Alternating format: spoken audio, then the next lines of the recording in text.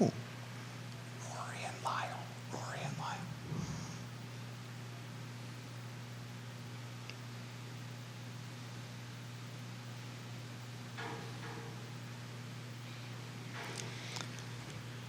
Good Friday morning, guys. I'm Jerry Miller, and welcome to Real Talk with Keith Smith. Thank you kindly for joining us. An absolute pleasure to connect with you guys through the I Love CVille Network. Today's show presented by Keller Williams Alliance QB, the benevolent dictator, Quentin Beckham, and Keller Williams Alliance. Undoubtedly a team you can trust in this tumultuous real estate market, guys.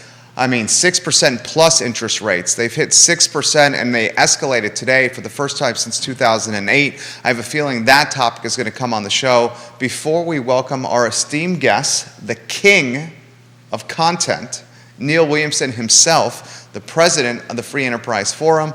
I want to highlight Judah Wickower, who on a Friday is just the North Star of our infrastructure, the director who's become known around the metropolis of Virginia Beach, Norfolk, and cities across the Commonwealth as J-Dubs. J-Dubs, the jack of all wit.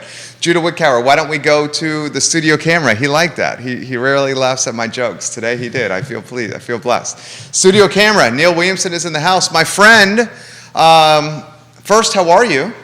I am well, and I love walking around Charlottesville seeing people shouting J-Dubs as he walks down the downtown mall. I love Neil's dry, sarcastic humor so much. I have a feeling today, and I did a kind of a teaser tweet yesterday, we're going to hear maybe elections matter. We may hear seats available. We may hear more housing everywhere for everyone, and we will undoubtedly hear some of the best pop culture references known to mankind. Before we get into the nitty-gritty, your son Mark, a talented offensive lineman, graduated from William & Mary. He's got a wedding in 8 days. How's the Williamson family handling the wedding and the stress that comes with weddings and this close a time frame? Well, you know, wedding's right around the corner. Well, it is true. The wedding is right around the corner, and I am blessed to have a very organized wife that has everything well under control. The couple is doing a great job keeping everything in check, and we're really looking forward to having what will amount to a fun week because we have family coming in. Daughter Jill comes in on Wednesday with her husband, and it'll just be good to have everybody together and to celebrate Mark and Alexis's wedding. Are you in that state of period where it's just follow what's been told to you, keep your head down, and just get things done? Is that where we're at right now? I'm not certain that isn't where we are every day. Neil Williamson, that's for me as well. That's for me as well. You're getting props from Ashley. So she says, congratulations, Neil Williamson and son Mark. Neil is so prepared and ready and looking quite spiffy this morning. Wow, he got the spiffy props today. All right, I'm going to get out of your way. The show and the topic this week, Home Depot purchases much of Fashion Square Mall. It undoubtedly went viral. You knew about this as early as anyone. Where do you want to go on this topic? Well, I think it's important to recognize, and I'm thrilled that you have the guest you do for this afternoon's program. This is still in a process of becoming.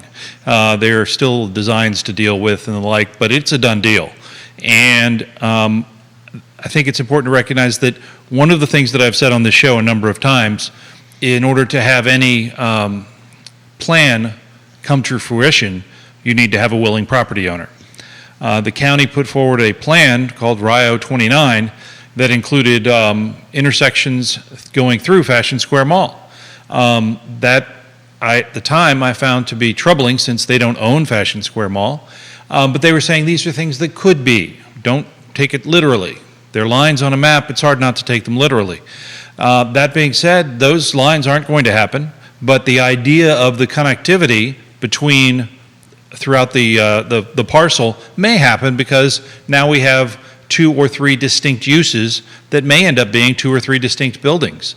You may have a standalone Home Depot, and then a standalone mall, and then a standalone Albemarle County service facility. That's a different model than what is currently in RIO 29 plan that calls for a form-based code. I don't think any model that Home Depot has, and they have a few, would match what the form-based code calls for. Okay, so that's a fresh take right there, and that's where he knows this topic better than anyone. I've been told, for those that are watching and listening to the show, and we have comments coming in, Becky Fitz, we'll get to the comment about what stores are they bringing in here in moments, but I've been told that folks in the area should look at what Home Depot has done in Falls Church, Virginia, with the center that they own up in Falls Church. That may be a model of what's on the horizon. So if you guys want to do some reconnaissance, Falls Church, Virginia, and look at what Home Depot, the owner of that center, is doing up there. Did this shock you or surprise you? I mean, the person that, and I'll catch some grief here, the person who undoubtedly has been then leading the charge of, hey, UVA, Fashion Square Mall, has been me. It seemed like a no-brainer. They did not become the buyer. We know Home Depot is. Now they're going to be a landlord and a developer. Did it surprise you that a big box store like this made this purchase? Well, I was tickled by a recent post that said, well, orange was the right color for that particular parcel, but it just wasn't UVA orange. Was that yours? No, it wasn't. It was somebody else? It was someone else's. And the reality is Home Depot has a huge number of different models. The model in Falls Church, the one I'm thinking of, it includes a frontage of structured parking, which is very unusual for a building, home improvement store. It is due to a lack of parking. I don't think that model fits here because if there's one thing Fashion Square Mall has, it's parking. Yeah. So I'm not sure that they need structured parking on that site, although it would reduce impervious surface.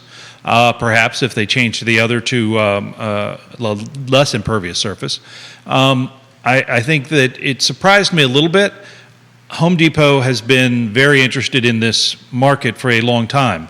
I will say, as I quoted in a blog post about 3 years ago, I needed to refinish my wood floors, and I went over the mountain to the Home Depot, had to drive past an Olive Garden in Harrisonburg, and because the others don't rent the floor buffers, and I didn't need to buy one, and so I rented it, and I drove back, and all the way I was thinking, why aren't these brands here in Charlottesville and Albemarle? And the easy answer is, sometimes some of them have tried, some of them have gotten to the pre-application process and pulled back. Cracker Barrel did that, they pulled back from that. You may or may not remember that where now a bank and oil change are located in front of Buffalo Wild Wings, at one point was going to be a Sonic. They pulled back. And others have seen the regulations and the manner in which Albemarle puts forth those regulations and found those challenges to be more expensive than the value they were getting. The question is the juice worth the squeeze? John Blair, we love you, JB. That was a heck of a bench press. We saw you do this morning on Twitter. He's hitting new records, John Blair, on the bench, Neil Williamson. That's fabulous. There is nothing better than starting the day with a good workout. Well said, well said. So why don't we highlight the challenges with signage when it's come to some of these brands in Albemarle County? Sure. Let's rather than pick one out that might be in process, we can talk about one that came through, Applebee's. Applebee's features awnings. Those awnings have no writing on them. There was a long discussion at the ARB about whether or not those awnings were signage. And in the end, they said, well, it could be somebody else could come in there, and they are in the Applebee's location closest to my office, and change the awnings, and it wouldn't be the same meaning. So I think that I know that they measure the signage very carefully, how much advertising signage you have, including if you have signs in your windows, like grocery stores do. That counts against your signage. And the number of days you can have temporary signage up is also limited by county code. That being said, some brands have huge brand footprints. I remember back before Jerry even got to Charlottesville, there was a Toys R Us that wanted to put a Jeffrey on the top of their store near Hillsdale Drive. That's the giraffe. That's the giraffe, and it was denied by the ARB, as was the plug for the Circuit City building that now is in Albemarle Square. It was in Albemarle Square. These are things that Albemarle has done to say, we're unique, we don't recognize your logo as being as important, and you will have to fight with us to get your logos, especially if your logo contains a red known as PMS 186, because that's like the evil red that no one seems to like. Neil Williamson is dropping knowledge right now. That is fresh takes, not mentioned in any media outlets so far. Becky Fritz is asking some of the businesses that are coming to the mall currently, and this is directly from General Manager Athena Emons, who's going to join us on the I Love CVille show at 12:30. They have, and I'm going to read her quote directly. She texted me this.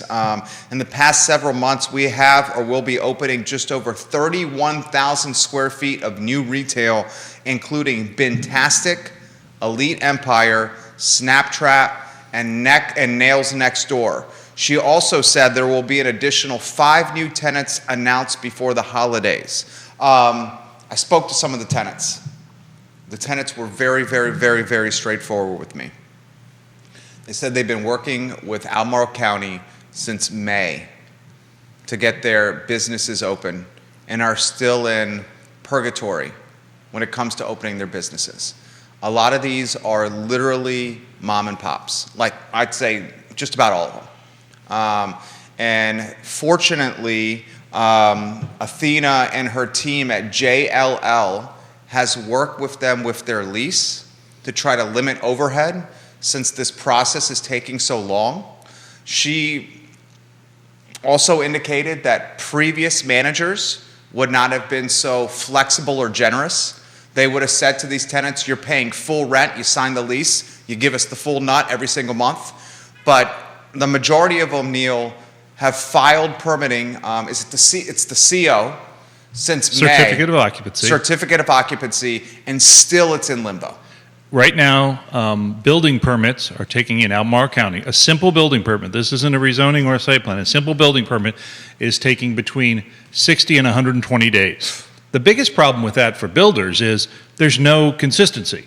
So, as horrible as it is, if you've planned for 120 days and it comes in 60, well, your client wants you to start building. Well, wait a minute, I planned for 120. That's 2 more months of time that I was planning to have my crews doing other things.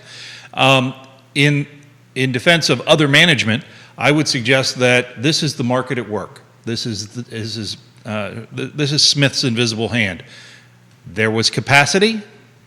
In order to reduce capacity, they reduced rents, created more flexibility, and created opportunities for businesses to operate. Many businesses that could have been standalone internet-only businesses now have a bricks and mortar presence for a short term, perhaps. But I mean, that is the kind of ingenuity that you need to do in property management today as you're fighting against Amazon and the others who, you're sitting at right here and you could be shopping. That's right. Adam Smith just got a reference right there with the invisible hand of economics right there. I love what Neil Williamson brings to the table here. So you got a JCPenney that is now an Albemarle County optimized public service center. It's an opportunity for mechanical work, storage of Albemarle County vehicles, just kind of like this. How would you characterize it? I would characterize it as a more than a city yard. Okay. Which a city yard would be just a place where you park vehicles. Which is in Star Hill for Charlottesville City. Star Hill but also a maintenance facility. They will have maintenance availability outside of the elements, and this is something they've needed to do for some time. When it was first announced, I was not as thrilled as some. But the fact that they're leasing rather than purchasing, if you purchase, you then take that property off the tax rolls. If you lease, then the taxpayers pay taxes, which I guess is kind of weird too, on the land because your taxes are part of your rent. As anyone who is a renter knows, taxes impact you. Undoubtedly. It is an absolute fact. Don't say, well, I don't pay property taxes because I rent. No, you pay property taxes. It's embedded in your rent. Right. It's either a triple net lease or the landlord's going to pass those taxes down to the tenant downstream in the form of a rent increase. That's how it happens, folks. So you got the JCPenney, that's this city yard on steroids for Albemarle County. You got the Belk's Woman's Store, that's to be determined. You got Home Depot and the rest of Fashion Square Mall that's to be determined. You got a massive asphalt parking lot there as well. You got a number of new tenants, as the general manager explained, 31,000 square feet of new retail coming. So there's a lot of limbo happening here. I got a very straightforward question for you. Were you at all disappointed that this didn't turn into housing? No. No? I really wasn't. It's not as well situated for housing. And was I disappointed that it didn't turn into mixed use? Probably. Okay. The mixed use option would work. The challenge with mixed use, and this goes back 20 odd years now, about 20 years, there was when the new Lowe's came in south of town, the then chair of the Thomas Jefferson Partnership, or Thomas Jefferson Planning District, said, I was really disappointed there weren't apartments above the Lowe's. And it was explained to me, and again, I don't know these things, it had to be explained to me, there is no bank in the world that would insure a building that had residences above it as a build from the ground up. Because you might do that if it was already existing and adaptive reuse, but built from the ground up, every problem that apartment has above, plumbing leaks, et cetera, will downfall into your store. And that mixed use at the time was very difficult to insure and finance. So I understand those realities. I would still love to see a portion of this parcel become additional housing. You know, on the periphery, I could really see, this is really in an area where services are well delivered. And you have some affordable housing right there on the back with mall side. So I could see some townhouses, not dissimilar to what we have at Glenwood Station there, maybe on the front side or on the north side of that going in. I also see, I wrote a piece in 2019 about Charming Charlie, which was a store that was closing in Fashion Square Mall. And people were upset about losing Charming Charlie, which I've never been to. But Charming Charlie is a story of creative destruction. We are always as Americans, generally speaking, in this bout of becoming and growing and changing. Change is hard. Change requires us to accept that we do not know as opposed to that we know. That's a big leap. That's a big leap. Free Enterprise Forum for that content. Check it out and support the man, please. Free Enterprise Forum. More comments coming in. I promise I will get to these in a matter of moments. I have some questions myself for Neil Williamson. Lauren Wade, we'll get to that in a matter of moments. Kevin, we'll get to yours in a matter of moments as well. We'll talk interest rates, which are clearly all over the feed right now. Home Depot and from your take, Albemarle County, what kind of timeline do you think we're looking at here? And I know you don't have a crystal ball. There is a prop for one sitting literally behind you. Can't see into the future. I would imagine this is a considerable time away. Not as long as some projects. Okay. Reason being, I believe they have all the zoning they need. Okay. So if you have a parcel that is zoned appropriately for commercial, it doesn't matter that it's not selling suits, it's selling sledgehammers. It is still commercial activity. So that piece is done, the zoning piece. That takes forever and a day. That can be up to 10 years in some cases, but most cases it's between 1 and 3. You still have to go through architecting, designing the building, getting that through the architectural review board, which takes not forever anymore. But it does take some time. And then you have to get your building permits, which we've discussed is a long time for just a simple building permit. This will require a site plan and a building permit, and that requires a fair amount of staff time, as well as all your permitting and the actual construction time. So I would say that I'd be very surprised if we saw anything within 24 months, but perhaps your guest this afternoon would have a better gauge at that. As a free market guy, what do you make of the Home Depot directly across from the Lowe's? You love it, don't you? I do. Me too.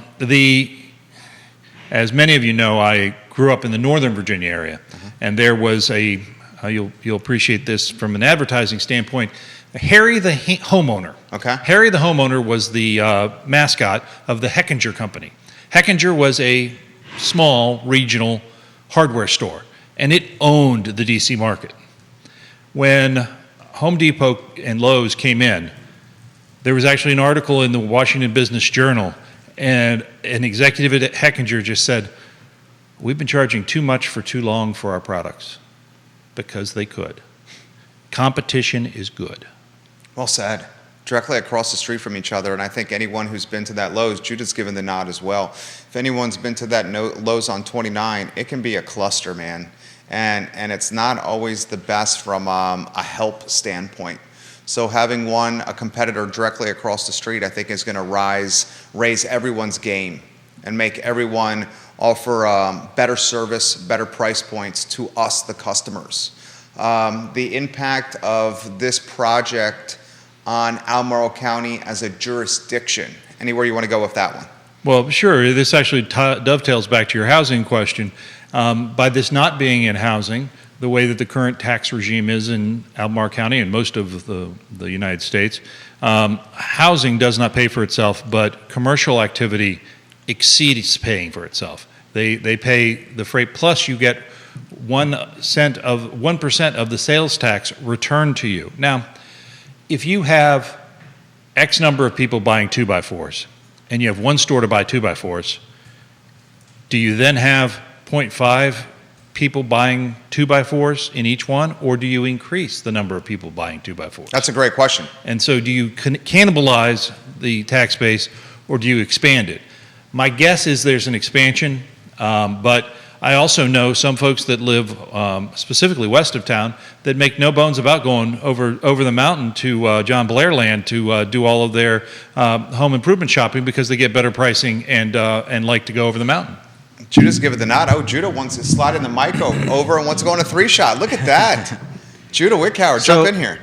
So, two particular sets of businesses that I remember in Savannah, Georgia, were the movie theaters and the Lowe's and Home Depot, and both of them were right next to each other. So you had one theater with a giant parking lot right next to another theater with a giant parking lot, both always full.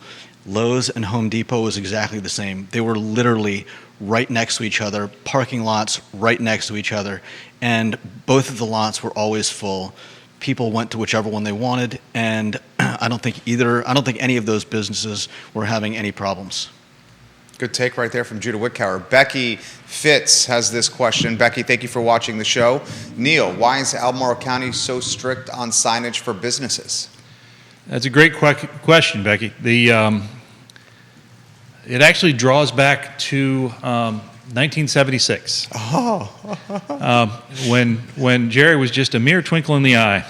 I wasn't even born yet then. I was 10 years old, okay. But the Queen came to visit, and rest her soul. The Queen came to visit, and Albemarle all of a sudden put up huge regulations about billboards, especially on US 29, because, wait, the Queen's driving by. We can't have billboards that say, hey, Pepe, south of the border. The idea behind it was to control the environment and make it Albemarle-like rather than Anytown, USA. So the Architectural Review Board was created somewhere around 81. And I'm probably the only person who has read all of the minutes of the Architectural Review Board from its beginning. And if you read that first meeting, halfway through the first meeting, there's a notation that the recording secretary said, Mr. Lindstrom instructed me to turn off the recording at this point. 33 minutes later, it comes back and says, Mr. Lindstrom told me to start recording again. Oh my goodness. And that's in a report that you'll see under the reports tab called ARB, the Eye of the Beholder at freeenterpriseforum.org. But what happened in those 33 minutes? It was a fundamental question about logos, the importance of logos, and free speech. And I don't know what happened in those 33. I was a freshman in high school. I wasn't there, but that did happen, and it's documented in that report, ARB, Eye of the Beholder. Oh my goodness. Free Enterprise Forum, guys, for that knowledge right there. This question's coming from Stephen. Would you characterize Albemarle County as pro-business, and how does it compare to the city of Charlottesville with facilitating new business to come to the county or the city? That's a great question. That is a great question. And I'm remiss if I don't mention the Rodney Dangerfield movie, Back to School.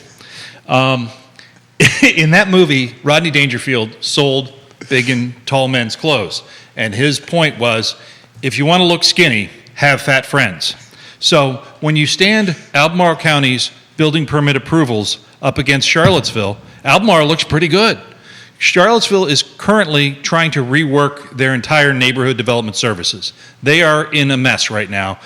I firmly believe that the top of the chain is working diligently to fix the problems, but they're taking longer.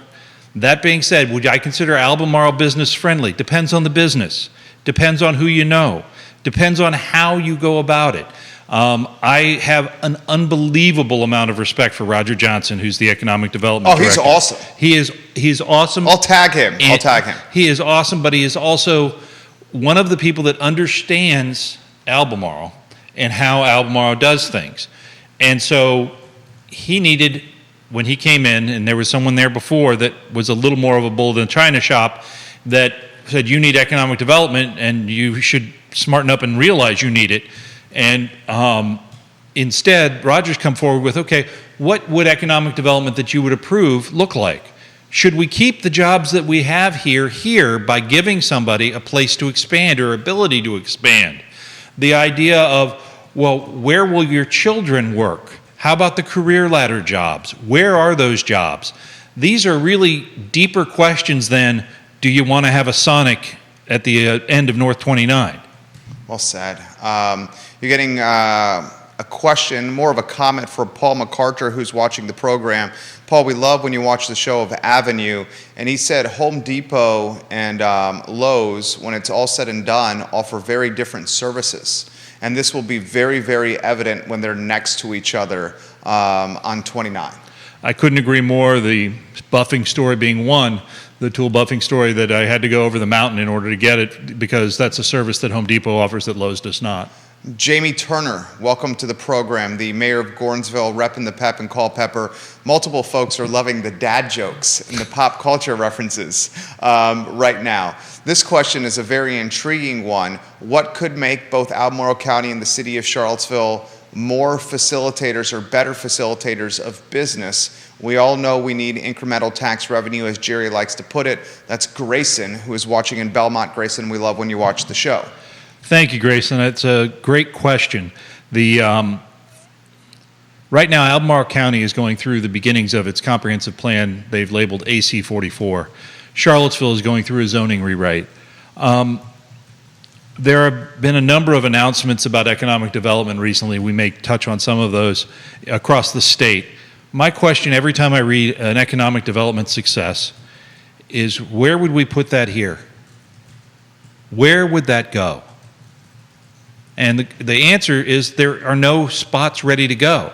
And the other answer is, well, we don't have enough land zoned light industrial, and that land that we have zoned light industrial, many of them are converting to housing because the costs associated with locating here are too high. How do we fix that? And what type of investment could we make to make that happen? And what is it we want to be? I mean, do we want to be sitting in gated communities as professors of the university and have people driving 30 miles in every day to service our economy? Or do we want to have a diversified economy and diversification of housing across our entire community? Well, and this is like, I want the diversification of housing, and I would like the prioritization on economic development, because it alleviates the burden on rooftops and personal property. And I don't have the ties to this community like you do. I've been here 22 years, came here as a first year at the University of Virginia. And all I've seen is the taxes on housing and personal property become more difficult to digest, to the point where, like, inner circle friends of mine, 4-year degrees from UVA, master's degrees from UVA, are legitimately being priced out of Charlottesville and Albemarle County, to the point where 3 families, inner circle friends of mine, have moved to Waynesboro because of the price points when it comes to housing, and they just say, hey, we don't mind the commute as much, and we also have this opportunity to work in this hybrid setting. And that demoralizes me, because we don't get to see them as much. And these are people that certainly would love to live in the area. So I think the economic development should be prioritized, but am I wrong in seeing that's not always the case for everyone in leadership? I think you're right and wrong at the same time, as Keith would say. Yes and maybe no. Maybe yes, maybe no yes. It's a good exercise to review other localities and how they approach opportunities, be they economic development opportunities, be they housing opportunities, and how long it takes them to get through the process.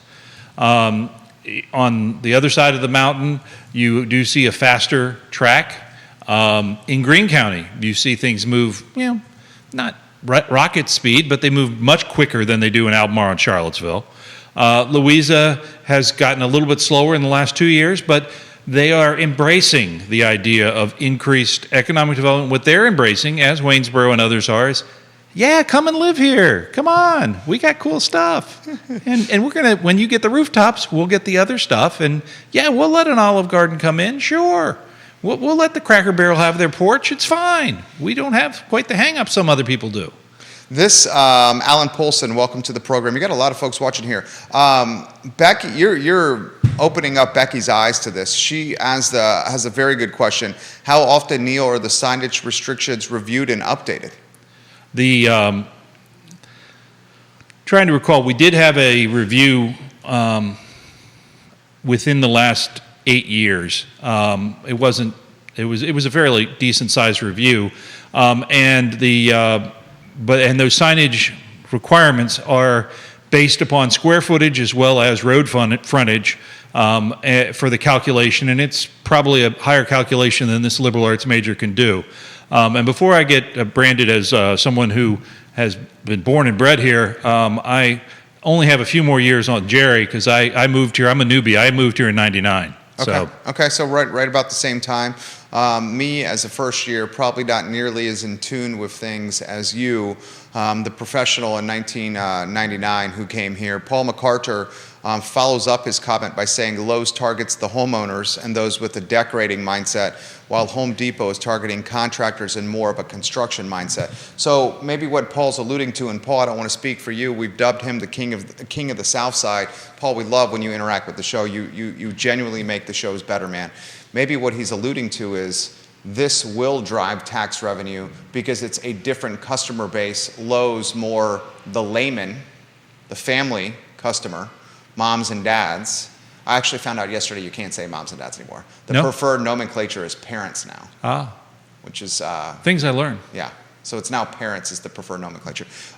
Where Home Depot is now is more targeted for contractors. So that could be to your point that maybe the base is not cannibalized because it's two different customer verticals. Right, but if you're after, again, same point, just different players. You have Better Living, you have Cardinal Home Supply. Those are dealing directly with pros. That's a good point. And and they will work with homeowners, but their real market is the pros. So the question still stands, as you add a new participant in the market, do you divide the market or do you expand the market? That's a great point. Very well said. Kevin Yancey, the king of Waynesboro, said, didn't Albemarle County basically outlaw neon signs?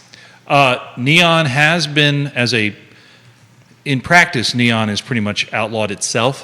One of the challenges, and they are going to be reviewing this, I believe, next year, one of the challenges with light technology is that it moves so swiftly. What's that mean? Well, for instance, it used to be measured in foot candles. That sounds like a really expensive term, foot candles. Well, now it's measured in lumens. You're talking innovation here. Innovation and innovation in measurement. In innovation, I mean, you can have a cathode ray tube producing X number of foot candles, or you can have an LED producing lumens. And how it's measured and how it's focused, which is more important than how it's measured, is how it's focused.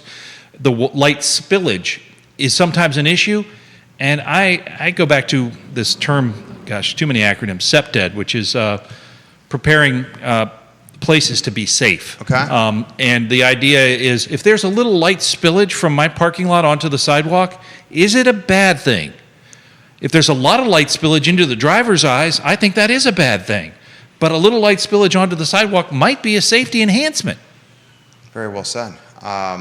We're going to get to the chatter on the interest rates. Multiple folks are talking about the interest rates. In fact, Kevin just shared on the feed, which is a terrifying proposition. Kevin, we love when you interact with the show. Friend of his with not great credit just locked in a 30-year mortgage at a 15% interest rate. At a 15%. You want to touch that? I will just say that I am old enough that my sister's first townhouse that she bought was at 18. Yeah. And 3 years or 4 years later, she refinanced, and then 4 years later, she moved. These are the times we're in. And I am not, you have lots of financial professionals who watch this program, that appear on this program. I just know what personal experiences are, and I believe interest rates impact markets. The availability of money impacts everything. The red numbers on the TV screen today impact everything, and where money goes. All of those things are intertwined. That being said, this is not the end of the world. This is the world we're in today. Tomorrow's world will likely be different. Well said. Well said. He's talking red on the screen. The markets guys are very poised to be down for a fourth week and out of the last 5 weeks. And there is undoubtedly volatility and concern on Wall Street. We'll get to that perhaps. Why don't you put a bow around and dot the I's and cross the T's on Home Depot? Anything else you want to get out there? Zoning, government, finance, economic development, the future. Multiple folks are talking about this asphalt parking lot and how that could have been utilized for so many other different things. We're very empathetic to that. But this is just the nature of the free enterprise. Nothing is written in stone, Yeah. and the property owner, whether you like them or don't like them, has rights. And their rights include up to the zoning. That being said, I fully expect if you're looking at a teardown situation, you're probably looking at a reimagination of the site. And that may include, for instance, does anybody like Chick-fil-A? Love Chick-fil-A. So for the longest time, you could only get it in the mall. And then Lowe's up on the hill did a mathematical calculation and realized they had way too much parking, much more than the ordinance required. And they were able to sell off that parcel and the parking and open and have a Chick-fil-A up there open. That changed the dynamic and the traffic pattern up there dramatically. And I do have a very strong admiration for Chick-fil-A drive-thru. Oh, they're amazing. It is. How do they have 15-year-olds standing outside inhaling exhaust fumes, no matter the weather, expediting orders? It's amazing. My pleasure. Right? For our pleasure. I Right. mean, it's absolutely amazing. In fact, we've joked on the show, and I'll throw it back to you. The Chick-fil-A infrastructure should have been the ones issuing the COVID shots. I will just say that there is a lot to be learned from private industry that does their private industry well. Well said. Neil Williamson dropping knowledge here. This is a great question here. Stacy, we love when you watch the show. Can you please ask Mr. Williamson if the city of Charlottesville should be very concerned that Albemarle County is going to continue taking tax base away from the city? You can go a lot of ways there. You got the revenue sharing agreement. You can go in that direction. There's a lot of possibilities. I'm very curious of what you have to say on this. I believe that the city of Charlottesville is a highly attractive location for some businesses. And I believe the city of Charlottesville and Albemarle County work together well on economic development. The assets that Albemarle County has are different than the assets that the city have. And thus, I believe their economic development targets are different. Over the years, they've traded various folks, one in one locality moved to the other and vice versa, and there will always be that. But as a region, we all survive by economic vitality being positive for all. Well said. Economic targets are different. What exactly does that mean? I would suggest that VMV Brands does better in a city urban environment than it would do out at the research park. Yeah. Why is that? Different base of customers, different mindset of customers and how they go about life. So location matters. Yeah. So there are many businesses like VMB Brands that want to be in that urban center.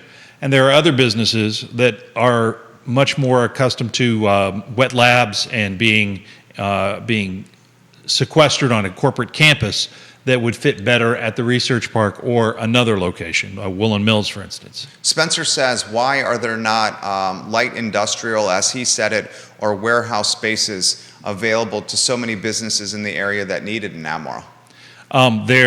Why is because they've been eaten up by other income-producing projects, including housing, and not replaced. Why? Because our development area was effectively designed in 1971, before Jerry was even a glint in the eye. But in 1971, the original lines were drawn. They were codified in 1979, 1980 with the great downzoning of the rural area, and they have not significantly changed. They've changed a little bit, but have not significantly changed since. It's time for the community to recognize the need to be more than less. Right now, it's less than 5% of the land mass in Albemarle County. If you do that, and you have the environmental concerns that you have of stream buffers, steep slopes, et cetera, requiring 15% open space, all reasonable, understandable things you want to have, you're going to run out of land. And the report, the AC44 internal report, shows that. The capacity analysis shows that. Now, the capacity analysis shows that there is enough industrial land. Well, why is that? Because the demand for industrial land in Albemarle County has been so suppressed for so long because it hasn't been available. If you all of a sudden had facilities available for startups, I firmly believe you would see Albemarle County grow in startups. I completely agree with that. Carol Thorpe watching the program, the queen of Jack Jewett. Hi, Carol. We love when you watch the show. She says, it alarms me that many who champion affordable housing in Albemarle and Charlottesville do not also champion economic development, which will create the kinds of upward mobile jobs that will support the requirements and challenges of successful long-term home ownership. Without the economic development, the sandwich makers and the shelf stockers, how long can houses stay affordable once we get the economically margin into them? She's basically saying, if we have affordable housing in Charlottesville City or in Albemarle County, but we don't have the jobs for the folks that need the affordable housing, how long could they live in the affordable housing we create for them? That's a great comment. Right, the idea of creating a permanent underclass and providing no ladder to get out. Right. Juan Sarmiento watching the program. He is one of the best mechanics we know. He services the fleet of CAT. We've dubbed him the king of transportation, Juan Sarmiento. Welcome to the program, my friend. A lot of comments coming in. The interest rate comment is all over the feed right now. We're now over 6% on a 30 fix with good credit. That's with good credit. We have a case study put in the feed, a neighbor friend of Kevin's. She did not have good credit. 30-year fixed at a 15% interest rate. I'll start open-ended for you. This is going to go higher. PAL on the 20th, the expectation is either 3/4 of a basis point increase or a full point increase. That's in 4 days. He's going to make that announcement. The expectation is another rate hike in October. That could be 0.5 basis point in October. And now, because the inflation number came in hot earlier this week, the chatter is potentially one in November as well. Open-ended question that I'll take a deep dive for you. What do you make of this? I look back at the first part of what was likely going to be a one term of the Reagan administration. And I believe it's Paul Volcker. That's right. Was the Fed chair. And he was a maverick and raised interest rates right and left.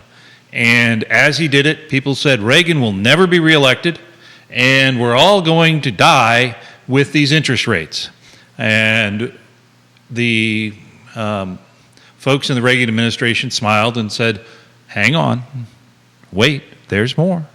And in the end, supply-side economics, which was David Stockman, was the director of budget, forced additional dollars into government programs that had been mothballed previously and generated significant new revenues,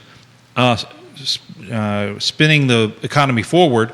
And he was reelected by the biggest landslide in history in 1984. So I think it's important to recognize that this isn't the same time, but the past is important. History is important to remember how things looked pretty bleak. I mean, 21% on a mortgage? Yeah. Now, the other part of this That's is credit card rates. these young people like Whitgower and Miller here, they haven't lived through 6% interest rates. It's a new thing. My first place was 6 1/8. Okay, so it's just, you were just there. You were Villas at Southern Ridge. right, Yeah, but it was 2006. 2006. Yeah. So your first place was 6%. So now we are seeing new ground if we're over 6%. Yeah. And that's scary. That's scary. And I mean, my daughter, when we purchased something not so long ago, she couldn't believe we paid over 2% in interest. Well, what are you basing that on? Well, we bought something about 4 years ago or 4 months ago, and we were able to. That's not now. And we've seen all of this before. That's the first line in Peter Pan. All of this has happened before. His daughter, living in the thriving metropolis of Boston, on the line, the train line, if memory serves correctly, her better half has to take the train a number of stops, so they purchase something right at the end of the line, and Neil very much enjoys staying there with his beautiful daughter and son-in-law. Is that accurate? It is accurate, and I have what they call the Charlie card I knew the Charlie card was coming. in my wallet. I'm ready to use it at any time. I love this guy so much. Vanessa Parkhill, welcome to the program, the queen of Earlysville. My friend, throw this to you. Interest rates that are, guys, it would not shock me if we hit 7% plus in the next 30 days. Especially with Powell doing this 3/4 of a basis point increase in 4 days and another one coming in October. High interest rates and affordable housing seem to be oxymorons. They do, but they also create opportunities. Oh. When you have high interest rates and you can work with nonprofits to buy down a loan, to perhaps assist with down payment, but also you could buy down the rate for a period of time. Those are opportunities that don't exist in a low interest rate market. That is a different product that isn't necessary at all times, but at this time it can help first-time home buyers that qualify for such help. Stephanie Fick, welcome to the broadcast. More questions coming in here. How does that work? You would suggest that someone that's maybe looking to buy a house, struggling to make the payments, or concerned about getting the mortgage, partner with the nonprofit to buy the points down? Is that what you're saying? That's exactly what I'm saying. And sometimes it's a short-term buy down and requires a refinance. It's a roll of the dice. Where are we going to be 5 years from now? But if it's what gets you into that home and makes that home affordable at the proper percentage of income, it is probably a good bet to take. Sally Smith watching the program, and she says, where would the affordable housing even go in the city of Charlottesville? That's a great question. I know that Keith Smith has mentioned what has gone on Nassau Street. Yeah, with the land trust. With the land trust. I believe that there are opportunities, more opportunities in Albemarle than Charlottesville, only because Albemarle is larger. Right. Charlottesville is 10.2 square miles. And what we're seeing with the new zoning ordinance is likely an inclusionary zoning requirement built in to the ordinance. That's different than the way we've been dealing with inclusionary zoning before. Inclusionary zoning before has been dealt with on a rezoning basis. So what that meant is if you wanted to upzone, you were required to give a certain number of, and demanded that they're affordable for a period of time. In this case, it doesn't matter if you're rezoning or you're doing it by right. Everyone will have a level playing field. And if you want to put in 10 apartments, one of those will have to be affordable for a period of time. That's the concept of inclusionary zoning under an ordinance. Kevin Yancey, talk to me about the McIntyre Park comment. I'm up to go down the road of McIntyre Park, but give me a little more ammunition so I can throw to Neil with McIntyre Park. The follow-up question is from Sally that affordable housing seems to be a ruse around here. We've been looking for housing for almost 2 years. With the rates going up, we've pretty much given up, and we've decided that it's either Waynesboro or we're going to move somewhere else to live. We empathize and sympathize with Sally in that comment, Neil. I couldn't agree with Sally more. The challenge for finding affordable housing, or housing that is affordable to general population, is huge. That being said, Waynesboro and other are options. I remember in the 1980s, when a locality in Northern Virginia market indicated they were concerned, someone was concerned that they weren't paying their public servants enough to actually buy housing. And a member of that board of supervisors said, well, trailers are housing and we need to consider that as part of the housing solution.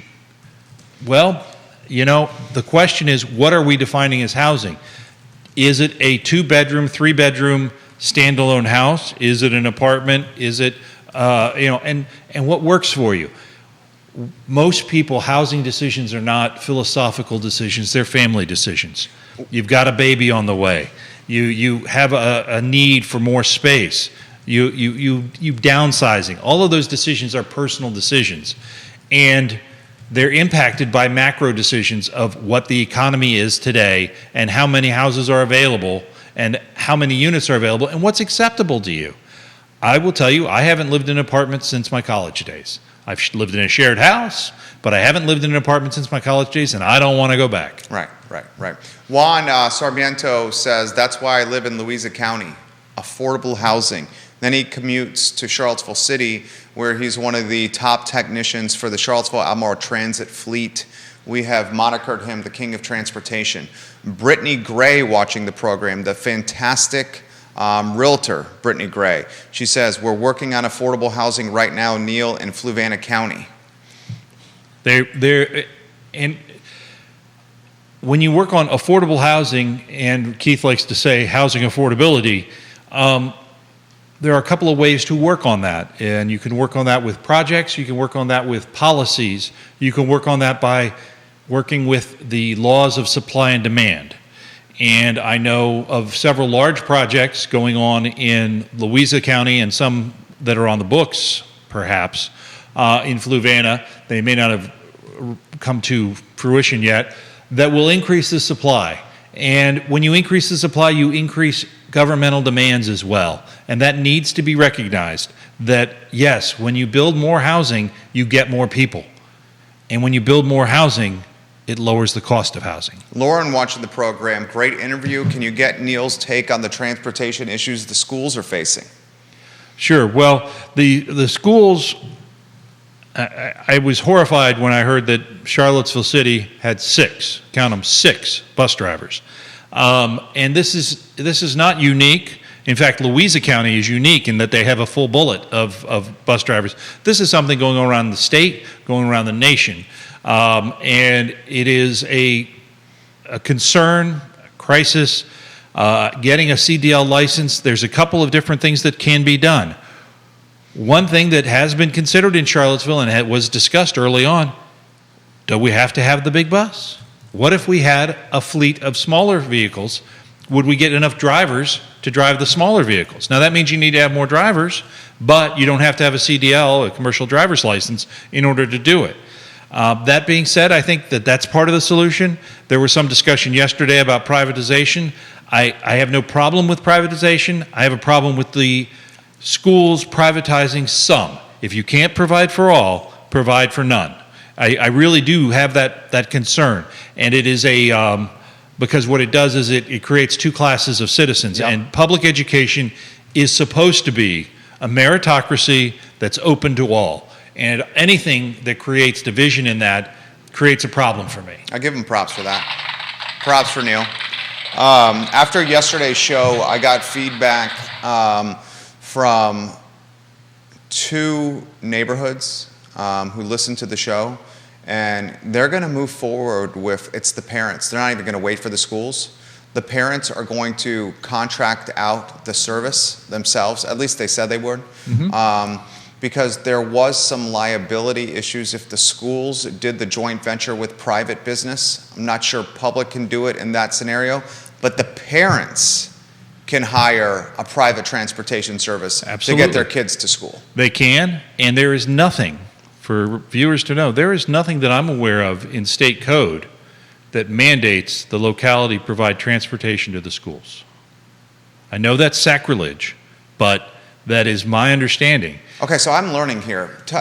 Wow. So nothing in state code that you know of, and you're very well read here, you're the king of content, that would say the public schools have to get the kids to school on a school bus. I'm not aware of anything that says that. Wow, that's a frightening proposition.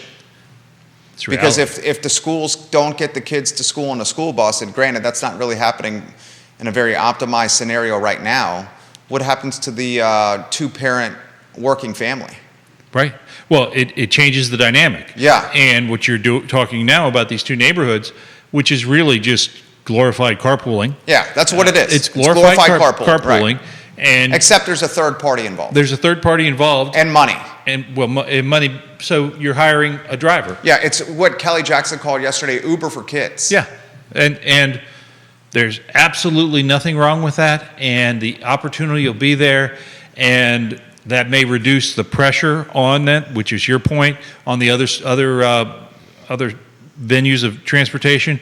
But I'm much more worried about the single mom who's trying to make it work. Me too. And doesn't have an extra $100 a month to give her kid a Wi-Fi equipped bus to drive to school. That's fair. That's a very good point right there. Kevin says, both of you guys, Jerry and Neil, without a CDL, the most you can have is 14 kids on a bus, 15 total because you have to include the driver. Great point. Thank you for that information. And he has a CDL, Kevin, and that's what he does professionally, transportation. He's a driver for a living. He's also encouraged us. Kevin, you're well-read, man. Give us the intel and the insight here. He says, please further research the state requirements to carry students. We're open-minded. We're willing to learn here on the fly, offer some intel. He says there's multiple state requirements. Give us clear... That would be great. That would be news to me, which is fine. This is not my area of expertise. We're 100% open ears and want to learn on the show. The viewers and listeners are sophisticated and smart here. Give us more knowledge on what you're alluding to, and I'm happy to read it live on air. Wow. The state code is being shared on the feed here. Good. Of on the show, so I can read it. The link is here. It shall be unlawful for any person, whether licensed or not, who is under the age of 18 to drive. Okay. Show me the exact line here. I'm doing this on the fly. It's so difficult to do this on the fly. You mean reading code on the fly? Reading code on the fly while hosting a talk show. Can someone take the actual language from the state code? Brittany, will you take the language from the state code of the link that applies to this and paste it in the feed? Because it's difficult for me to do. Juan, who has a CDL, says you still need the passenger certification in order to transport the students. And the passenger certification is very similar with time consumption to the CDL. Gotcha. Again, these are areas that I do not have expertise. I was simply responding to the questions that came up in yesterday's show, right? Where I thought that there was a unintentional discrimination that was going to happen if the schools were involved in that process and were not financial discrimination, and not able. If the schools were supplying it and not able to supply it to all, that was a problem, right? If the parents want to put their money together, that's free enterprise. That's free enterprise. Everybody go rock on. Yeah. I'm all for it. There are bus company, as somebody who's going to be doing some transportation stuff over the wedding, there's a bus company out there that buys used school buses and carts wedding parties with them. Yeah. Are you alluding to CVille Hop-On Tours? CVille Hop-On Tours is a much better bus than the school buses. Okay, on there. We have multiple viewers and listeners picking through the state code to help us with this show. I'm so appreciative. I love this. More, please keep this coming. We're literally learning on the fly here. I'm not able to read through the state code while hosting the show here. Oh my God, the code is here. 46.2-917. Operation of yellow motor vehicles of certain seating capacity on state highways prohibited, exceptions, penalty. It shall be unlawful for any motor vehicle license in Virginia having a seating capacity of more than 15 persons to be operated on the highways of the Commonwealth if it is yellow, unless it is used in transporting students who attend public, private, or religious schools, or used in transporting the elderly or mentally or physically handicapped versions. Right. This supports what Kevin said. How about, what specifically are we looking for? What specifically we're looking for is anything that requires the jurisdiction to provide transportation to and from school. That I've not known. If it's there, I will learn. I'm happy to learn. Yeah. Because if it was there, I have this feeling there would be questions about how far you could walk, which would bring up the Charlottesville walking bus, which is probably the worst branding I've ever heard. But the idea behind, I mean, I walked to school uphill both ways, 3/4 of a mile.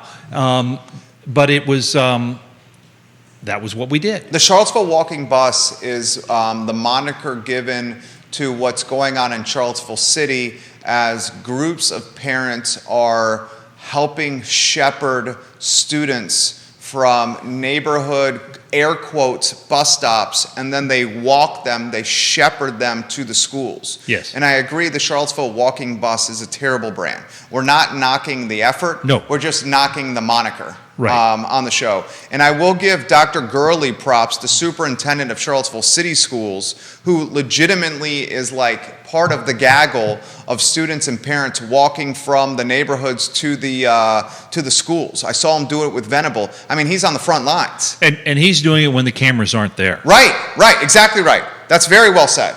Thank you for emphasizing that right there. Kevin says what the private owner wants to wade through to carry the students is completely different, which is supporting our argument here. Right. Because the private owner is the free enterprise. Wow, this is blowing up right here, Neil. Keep the code conversation coming. We do want to highlight a couple of other points here. We can get back on topic on this because this hits close to home. It's parents and kids. It is, and it is amazing the import that those school buses, and as Kelly Jackson was saying yesterday, was the activity buses, after school buses, and how you get your kids places. I'm done. My guys are done. They're going to be both off and married in 2 weeks. So I've navigated that, and I will tell you it is a challenge. And as a child, one of 5 children, it was even more fun, because we were going so many different places. My wife and I had just 2 children. We decided a man-to-man defense was good enough. We didn't want to have to go to a zone. But it is a challenge that we love as parents. But you want your kids to be involved, but at the same time, how am I going to manage this? I'm going to throw this to you. I want to get the New Orleans news out, Yep. and I'm having a lot of code put on the state code, put on the feed. That's pretty dry content, so I'm going to try to break this down while you get the New Orleans talking points out. This is important. Get ready for this. Well, this actually does. I get no credit for this. This was something that was tweeted yesterday from John Blair of the U.S. Court of Appeals of the Fifth Circuit. And it was a case, and I love this name. The first lead on the case is the White Spider Rental. But it was Airbnb owners in New Orleans versus the city of New Orleans. And it was involving 3 specific constitutional challenges for short-term rental. And the idea that came out and the push that came out was a logic piece about if you own a property, do you have to live there to be allowed to do a short-term rental? So, in other words, Albemarle County requires that you live in the property the majority of the year, and so does Charlottesville, in order to allow you to rent it short-term. Under 30 days is the code definition of short-term.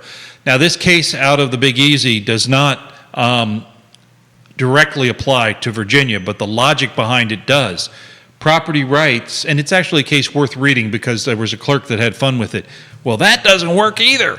That you don't usually find in dry legal. I guess the South is a little different, but it was a much easier case to read than most cases. And the call, you could see if any of this sounds familiar. Many visitors to this city who stayed in short-term rentals were loud and did not clean up after themselves. The study also determined that the expansion of STRs into residential neighborhoods had led to a, quote, loss of neighborhood character, close quote, and collected, quote, anecdotal evidence that the booming STR market had made housing less affordable. Short-term rental. Short-term rental. That sounds very familiar. It sounds very familiar. Yeah. They weren't able to support that with any real facts. And the challenges of the case really came down to the idea that they were asking about advertising regulations and the like, but the city's residency requirement, the finding found, discriminates against interstate commerce. A law is discriminatory when it produces a different treatment of in-state and out-of-state economic interests that benefits the former and burdens the latter. Then there's a United Haulers citation. A law may discriminate on its face, in purpose, or in effect, but the only form of discrimination that implicates the dormant Commerce Clause is discrimination between substantially similarly entities.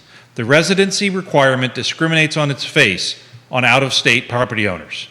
So it's a violation of the Constitution's Interstate Commerce Clause.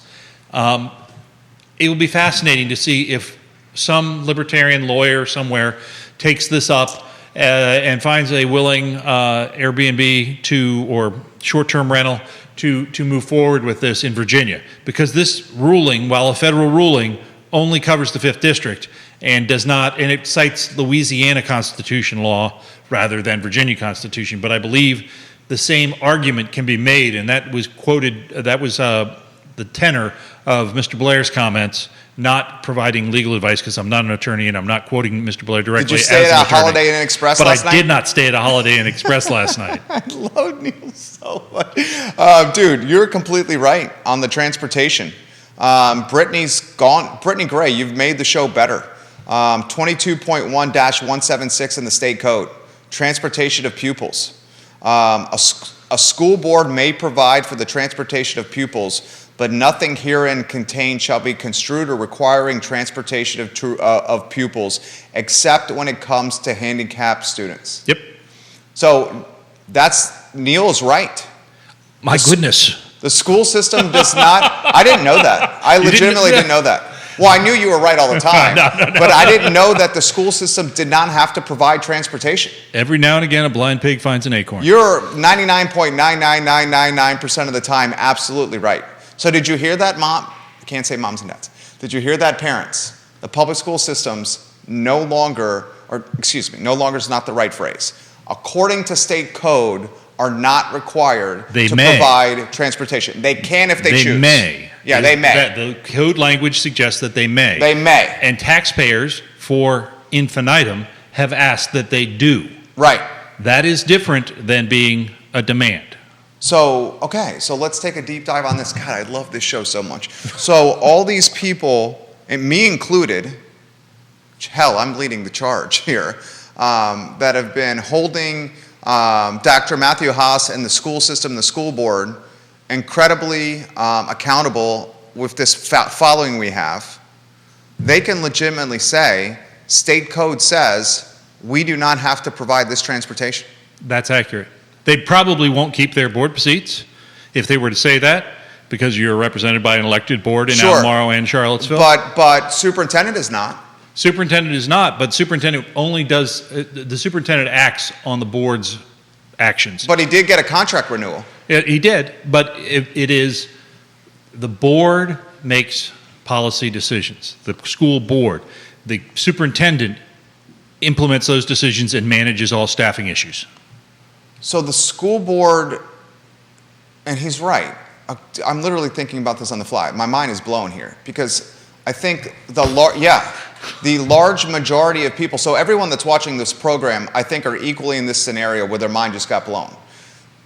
People assume, or I don't even think the word assume applies, almost expect the transportation to be there to and from school, just because, with a similar mindset with the interest rates. The interest rates have been so low for so long, the expectation was it's just going to be 3-4%. Now that they're going up, everyone's freaking out and it's chaos. Perception is reality. Perception is reality. We say that all the time. What is VMV Brands, our advertising agency, in the business of? Managing perception. So maybe the perception is that the school should get the kids to and from school on time, but technically by state code, they don't have to do this. That's accurate. So the school board, now to Neil's point, the elected school board would never say, hey, we don't have to get your kids to school on time, because as soon as one of those school board members do that, all hell would break loose. One would anticipate that to be true. Right? Yes.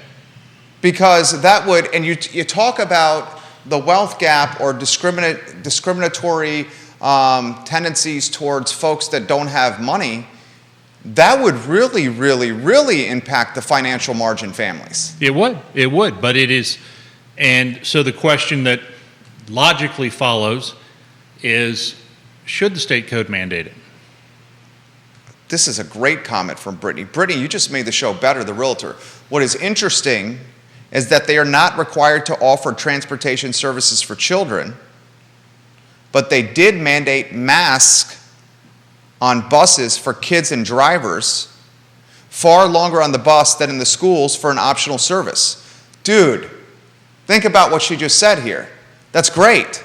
So you were required on Albemarle County school buses to wear the mask. If you chose to ride the bus. If you chose to ride the bus. And the bus is not required by state code to be offered as a transportation amenity for public schools. This is serious. This is great. I'm in 10th grade and I'm learning logic. If the school chooses to provide bus transportation, and if the pupil chooses to ride the bus, then a mask is required. Is that a fair requirement then? You have two bailouts in there. The school could not run the bus, or you could not ride the bus. Right? Those are you free choice. God, this is solid. Tara Savage, welcome to the program. Hi, Tara. Do we get to the point where they just say no? They say, Kevin says, and he's a CDL, the county may not have handled it the best, but it could have been far, far worse. Oh my gosh, dude, my mind is completely blown here. Would the schools get to the point, and obviously you don't have a crystal ball here, the bus driver scenario is not fixing itself. And as he's indicated, this is a nationwide problem. It's not unique to Albemarle and the city of Charlottesville. Are the public schools eventually going to say, hey, the transportation's not going to be an amenity we're going to offer? Not an answer that I have. Right. How could you have that answer? No one's going to have that answer there. Oh my goodness, dude. I'm rarely on this talk show at a loss for words. And today I am at a loss for words because I legitimately just knew something that went completely against everything that I've known in my 40 plus years on this planet. And he brought this to us. Don't forget, it was verified by the viewers. It's verified by the viewers who are showing the state code. Yes. And Brittany says, my aunt has been a bus driver for 35 years and can confirm that we are very close to the transportation not becoming an amenity with the public schools anymore. So folks, giddy up and get ready for that. We need to talk about, Tara just said, and this is what we talked about yesterday, Tara Savage with Kelly Jackson, it's time for privatization of transportation. Ask Neil his take on this. You've touched on this already. Why don't you offer that take again? Sure. Bottom line is privatization is fine in the free market.